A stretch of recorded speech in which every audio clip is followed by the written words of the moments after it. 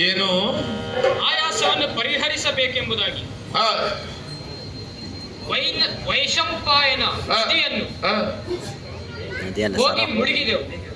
ಬಹಳಷ್ಟು ಮಂದಿಗಳನ್ನೆಲ್ಲ ಕೂಡಿಕೊಂಡು ಹಾ ಆಯುಧಗಳನ್ನೆಲ್ಲ ಸಂಗ್ರಹಿಸಿ ಹಾ ಬಲೆ ಇತ್ಯಾದಿಗಳ ಸಹಾಯದಿಂದ ಹಾ ಬೇಟೆಯನ್ನ ಭರ್ಜರಿಯಾಗಿ ಆಡಿ ದೇಹಕ್ಕಾದಂತಹ ಆಯಾಸವನ್ನ ಪರಿಹರಿಸುವುದಕ್ಕಾಗಿ ನೀರಿಗೆ ತುಳುಂಕೆಂದು ಮುಳುಗಿ ಹಾ. ಸ್ನಾನವನ್ನು ಮಾಡಿ ಆ, ನೀರನ್ನು ಕುಡಿದೆವು. ಒಳ್ಳೆಯದೇದು.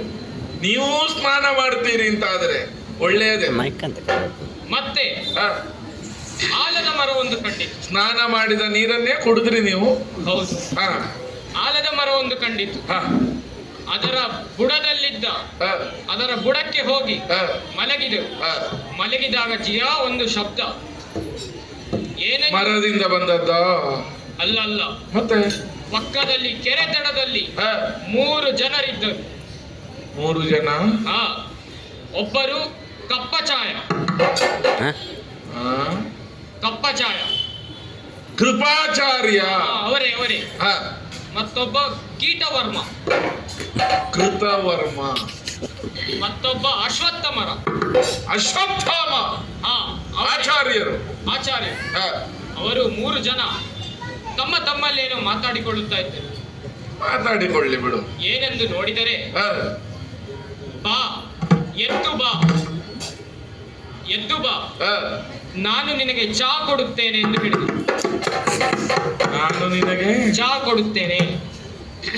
ಅರ್ಥ ಆಗಲಿಲ್ಲ. ಚಾಯ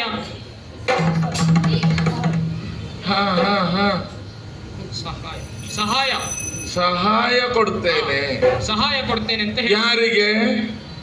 ಅದನ್ನು ನೋಡುವಾಗ ಆ, ನೀರಿನಿಂದ ಗುಟುಗುಟು ಗುಟುಗುಟು ಗುಟುಗುಟು ಎಂದು ಶಬ್ದ, ಜೊತೆಗೆ ಮಾತು. ಮಾತಿನದ್ದೇ ಶಬ್ದ ಅಲ್ಲ ಅದು. ಮಾತಿನದ್ದಲ್ಲ, ಆ, ನೀರಿಂದ ಬರುತ್ತಾ ಇದೆ ಆ, ಮಾತು.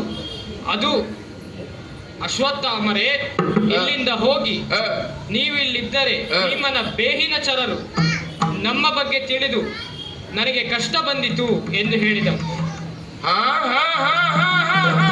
ನೀರಿನಲ್ಲಿದ್ದ ಬೇರೆ ಯಾರು ಅಲ್ಲ, ಜಿಯಾ, ಕೌರವ. ಬಳಿರೆ, ಬಳಿರೆ, ಬಳಿರೆ.